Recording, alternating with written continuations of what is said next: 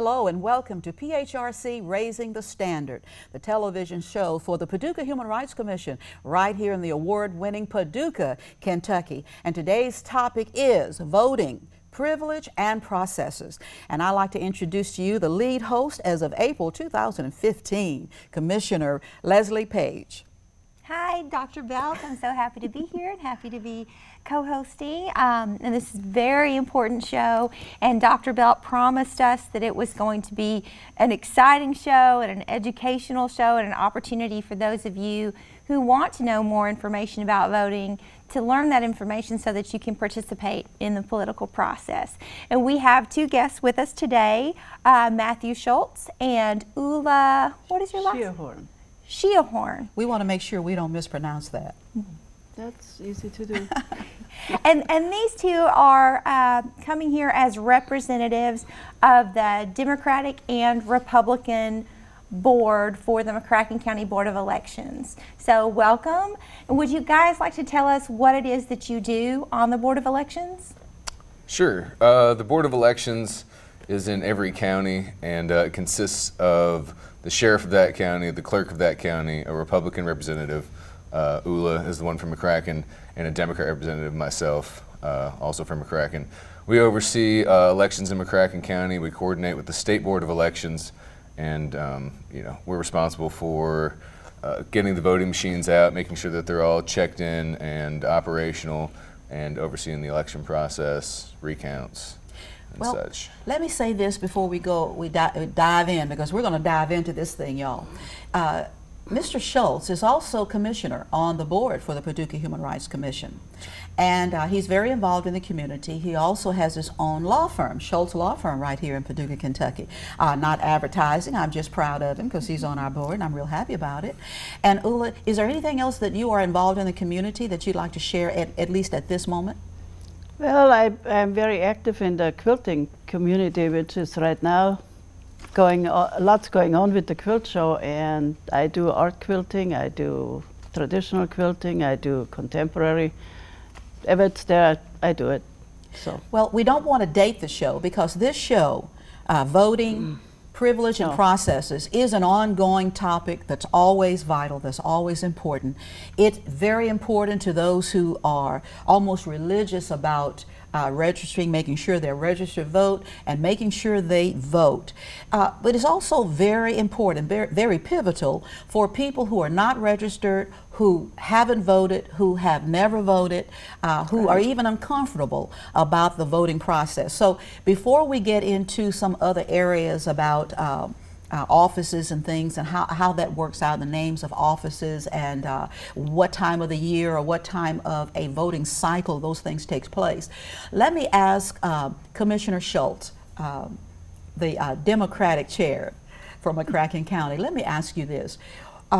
Voting is a privilege, and Ula, if you would do this also, talk to the people about why you believe so passionately that voting is indeed a privilege. Well, I mean, if you look at the turnout, last time we were actually having a conversation about this morning when we opened the absentee machines, and we had some precincts last time that turned out in 70% margins, some that turned out in 30% margins, and if the people in the precincts where they turned out less vigorously than people turning out in 70% margins, which is actually fairly high, substantially high, people would be more represented. They would have their interests represented.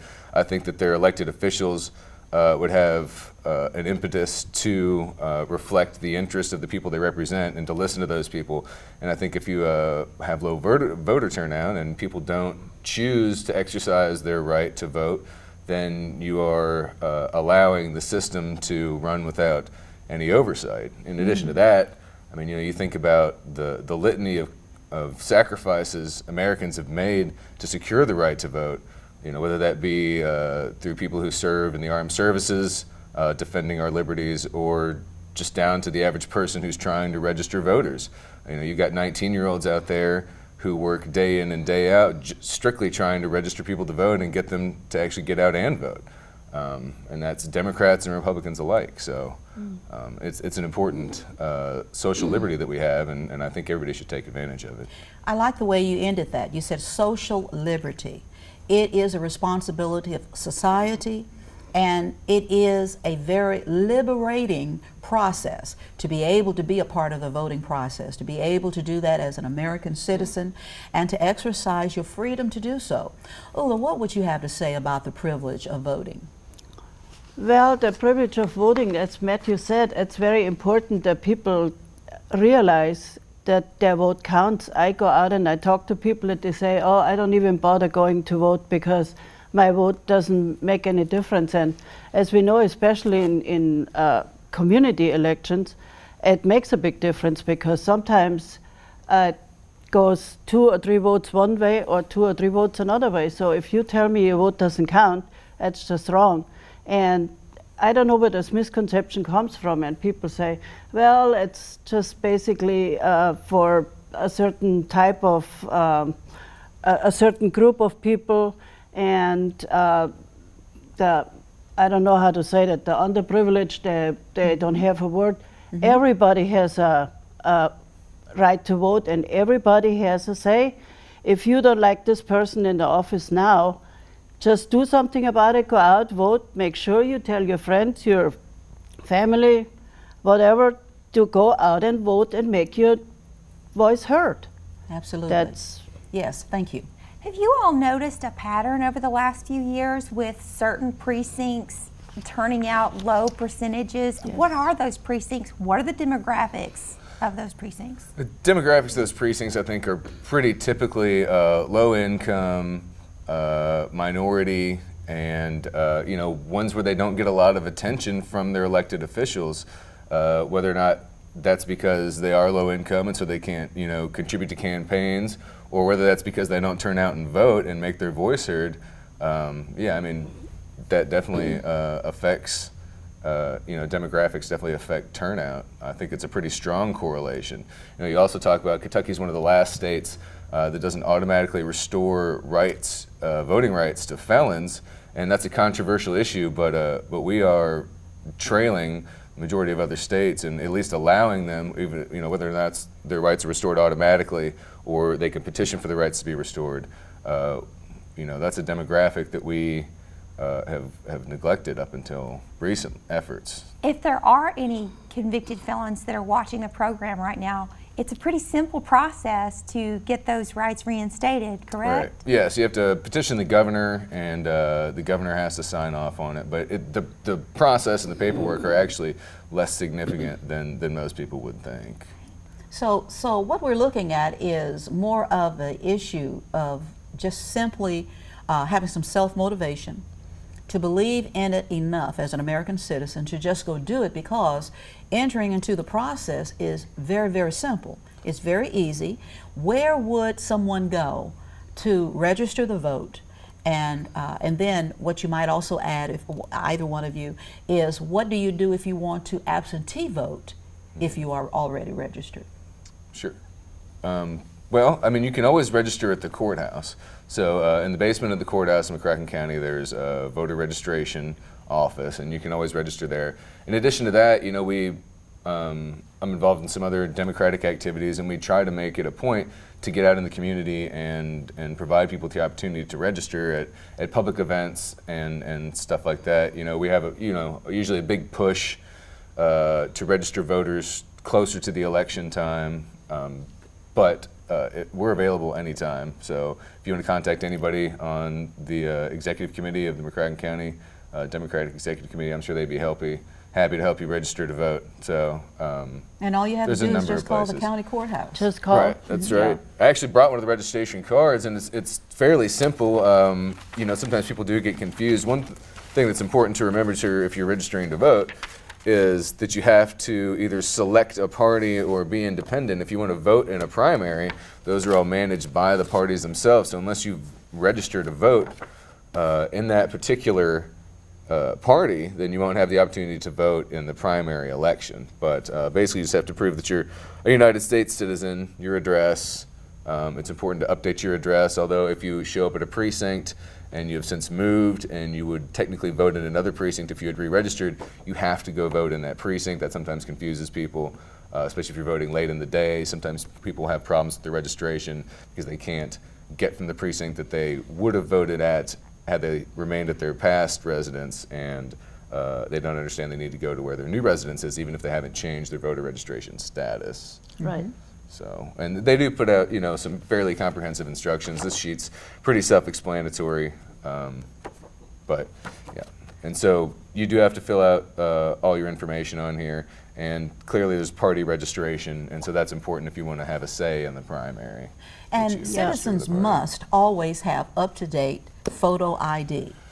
Always have up-to-date photo ID. Yeah. And what happens if they don't, but they're But it's coming not to... required to have, if you go to vote, I mean, you have to register with your photo ID, but if you go to the polls, you do not necessarily need a photo ID. You can have other forms of ID, like your social security card, or your, I think, You can have your a credit card. credit card, or Personal recognition. personal recognition. If you come to my precinct and now, oh, hello, Dr. Belt. I know, tell my coworkers, this is Dr. Belt. She's right here on the ballot. You don't have to show me an ID. So it's very, very easy. Right. And Kentucky's one of the states that does make it easier. Right. I'd say we've talked Very about this easy. before, and we both Yeah. agree that Yeah. Kentucky's one of the states that makes it easier than most if you're registered to actually show up and vote. While you are allowed to vote based on personal recognition, it's not something we Right. probably recommend, just because you have to know a poll worker. That poll worker has to be able to recognize you, and Right. then they also have to be willing to fill out what's tantamount to an affidavit swearing that that actually is the individual. So it is possible to vote by personal recognition, but we would advise that if people are going to vote and they have time to plan ahead, that they bring some form of ID, whether that's a Yeah. credit card or a driver's license or a social security card Yeah. or any Or your state-issued badge, ID. if you have your work badge, if you work in the hospital and you have your badge with your picture on, that's fine. As long as Yes. it has your name and your picture on, and it's some form of kind of an official. Let's go on to some of the offices, and then we're going to come back and recap in a few minutes. Let's look at some of the offices for which people vote, locally, statewide, and so forth and so on. Okay, well, this next cycle we have coming up statewide constitutional officers. So that would be Governor. treasurer, attorney general, secretary of state, auditor, governor. And Lieutenant those are gonna be the- governor. yeah, lieutenant governor. They run on a ticket, but lieutenant governor is also obviously up, and Department of Agriculture. We forgot that one. So those are going to be the ones on the ballot this next time. But regularly we have more on the ballot than this election. Typically I think every 3 or 4 years we have an election in the state of Kentucky, and there's only one off year, and this is our lightest of the 3. Last year we had a lot of local offices, county commission, city commission. We had state house reps, which run every 2 years. It was also the year that we had state senate running, which runs every 4 years. And so the next time around, in addition to all the other races we're going to see state house races again. We're going to see city commission races again, like we did last year. 2 years later, they run on a 2-year term also. And so you're going to see the ballot flooded with local candidates and with state level candidates that run very often. You won't see state senate next year because they're on a 4-year term, of course, and we just got a new elected state senator. Danny Carroll seems to be doing a good job, and he'll be up again in 3 years from now. Well, if people really wanted to just get an outline, something they can print, put in their hands, or refer to on a regular basis, what would be, they could just Google election offices. That's right. The Kentucky Secretary of State puts out a listing of every office, even local offices. Say you're talking about mayor, or city commission races can vary from place to place, but I think it goes down to mayor and all the way up to our federal officers, Senate, Congress, and the like. Yeah, if you Google Kentucky State Board of Election, and there is a rubric in there where they tell you the elected officials, and then there is another column where they tell you who filed to run for office Yeah. before they even.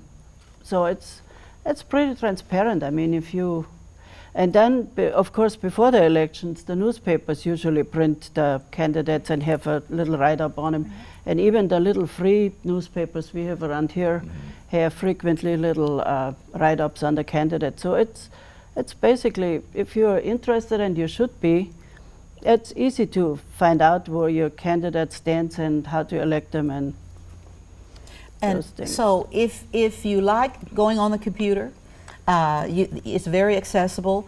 If you don't like using technology, get your child, get your grandchild, get your neighbor's child to get this information for you, print it out, have it in your hand, look at it, study it, go back to it every now and then. Become very comfortable with these offices and when the primaries and when the elections take place, and become a person who is well versed in what's going on that's available to you anyhow.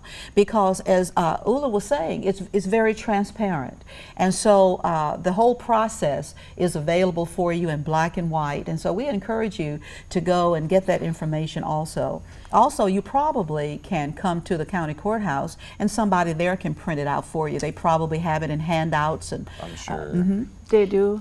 I'd like to also add to get your information about candidates from multiple sources. Right.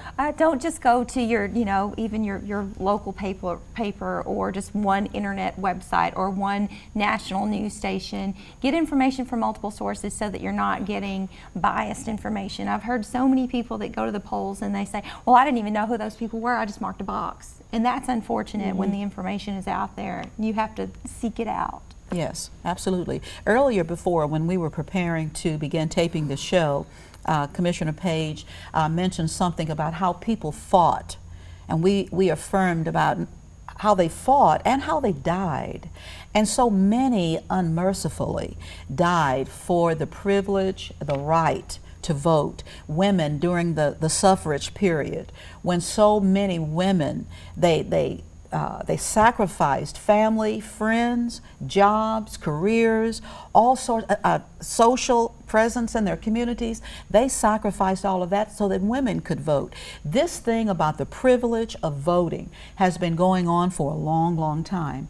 And I like to say to African Americans that even though my bloodline is very mixed bloodline, in this country, if you are 1/8 African or Negro, you are Negro or Black or African American, or however we want to tag ourselves. And I want to say to you that what my daddy used to say to us when we were kids, you don't have an opinion if you don't vote. And I'd like to say that to everybody else. Women fought and they were ostracized and isolated. For us, ladies, you go out and vote. You take your daughters and your sons. One of the privileges that we saw at the precincts is that parents were proudly bringing in their sons and their daughters who were voting for the first time, who were 18 years old and voting for the first time. I tell you what, if it had not been a rule, we would have been taking pictures all over the planet. They would have been all over Facebook. But we couldn't do that. But it was a proud moment, and some of those parents cried. Some of the children, well, the 18-year-olds, they shed tears. And some of us, we were trying to be real tough, precinct election officers. But it was very emotional each time parents brought in their 18-year-olds to vote for the first time. Ooh, I saw your eyes twinkle when I was sharing that. That brings me to another fact. Many people don't know that. If you turn 18 the year of the election, like before the general election, you can actually register to vote and vote in the primary. A lot of people don't know that. So I had people say, oh, do you have any of those? I keep those cards in my purse, usually those registration cards. Do you have any of those cards in your purse? My grandson is turning 18 in October. And so I want him to register to vote so he can vote. And I think this is pretty cool. So Oh, that's wonderful. Yeah.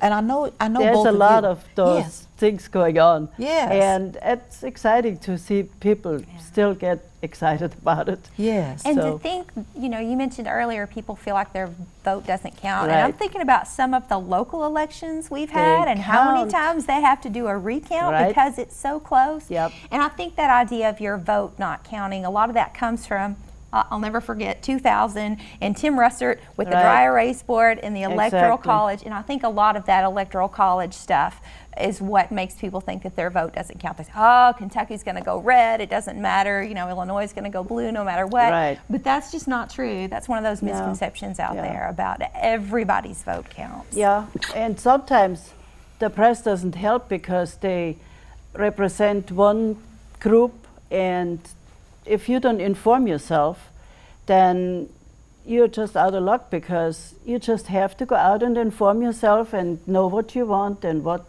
your candidate is standing for. And it doesn't mean you have to vote for all the candidates on one side or all the candidates on another side, but it's a lot of people just don't know that. Right. Like when Robert Coleman ran against Mayor Paxton, you know, the media was reporting that Robert Coleman was going to win. We had Right. one of our largest precincts out, I believe, was it Lone Oak? One of the Lone Oak I precincts? don't remember. I can't remember either, but we had one of our larger precincts out, and that was the only precinct that hadn't reported yet. The media was already reporting Robert Coleman won. A massive, heavily Republican precinct came in at the last minute, and that changed the election. Yeah. You know, one precinct can do that. I mean, it was. And it he was- just won by a few. He just lost by a very few votes, Yep. and that brings us back to that fact again. Go out and vote if you want your vote to count. If you don't like this person, just go out and vote for the other one, and vice versa. It's that easy. Yeah. And I mean, who can't convince a couple people to go vote with them Right. at least? I mean, you know, some of the problems that I notice with voters, at least that I interact with a lot, is they don't have a way to get to the polls. They can't get out of work Right. to do it. They don't have transportation to get there. You know, and a lot of the people who are voting Democrat have jobs where they work during the day, and they don't have adequate transportation, and so it's difficult, even if they want to vote, for them to actually get out there and do it. So You know, that would be a great place for our churches to come in. I mean, a lot of those churches have vans and buses, and if they could maybe coordinate a way to get people to the polls. Yes. In years past, the Community Clergy Fellowship, which Reverend Alfred Anderson is the president, that has been one of his passions since he's been the president, and that is to make sure that people know that registering is accessible for all 18 years old and older, and that voting is accessible to all who are registered. And so many times at some of the churches, they have the registration cards available on their Right. information tables and on their boards, and passed out to Sunday school teachers for people who are attending even Sunday school. And that has been wonderful. And I'm not sure about any other religious organizations in Paducah, what they're doing as it relates to that. I'd like to encourage both of you to reach out to all of them to make sure that the nonprofits who are serving people in need, that they get plenty of those cards, that they are asked to pass them out to the people that they serve. And I'd like to encourage all of the pastors throughout the Paducah-McCracken County, please make sure that while you are not to encourage voting for one person or another, or any particular party, of course, is that you make sure that those cards are available, just as you would pass out bulletins and flyers and program announcements and things, that you would just as enthusiastically pass out registration cards. And you can get all you want from McCracken County. They would just be happy as they could be for you to come and ask for a big old bag of registration cards. And I ask you from the heart, please make sure that you do pass out those cards, because the taxpayers are paying for the printing and Right. making of those registration cards. So we want to use our taxpayers' money as good stewards, right? Yeah. Well, I think we have just about 2 or 3 more minutes, and this has been just fantastic. And we want to thank y'all again for this. And we want to thank you on behalf of all the citizens who are viewing this and all the citizens who are going to tell people about this show. I was sharing before we were prepared to tape that I had talked to many, many people, and they are excited about us doing this show. So they're going to be ready to see it when it's time for it to be aired. And it'll be on YouTube as well, ladies and gentlemen. Well, what do you want to say about anything we've already talked about and anything we have not covered? And I'll begin with you, Commissioner Schultz. Well, I did like how you brought up the idea of helping to transport individuals to the polls and encouraging them to register through the churches. I think that's very important and helpful. And, you know, that's really a bipartisan effort, because if somebody comes up to you and wants to register to vote, you can't say, oh, well, you're not in the party that I'm affiliated with, so I'm not going to register you. It's your obligation to register anybody who wants to register to vote. Right. Same thing about taking them to the polls. If you organize a van or something to bus people to the polls, then you take everybody that comes along with you. And I think that that's important to know. And you know, that's the fair play in democracy, is that everybody has an opportunity to vote, and you can't stunt somebody's opportunity or ambition to vote based on their party affiliation or anything else. We have a few seconds left. Lula, what would you like to say as we're about to close? Well, basically the same as Matthew said. The other thing dear to my heart, we always need poll workers, and we like to people to know, if you want to spend a day of your life, and you should do it at least once, call either one of us. Matthew is the Democrat, I'm the Republican. We are more than willing to help you out, get that experience. It's a great experience, and it serves a good. Sure, yeah, definitely. And we have a good rapport. You know, if I get a Republican, we send it over. If she gets a Democrat, we send it over. And so honor. It's nice we have no strife on our. Thank you for saying that. Thank you for saying that. Yeah. Because when people hear the Republican and the Democratic and the Independent, they immediately begin to think about competition and adversity. So I thank you for having honor in what you do. Commissioner Page, lead host as of April 2015. What would you like to say as we close? I'll see you at the polls. See you at the polls.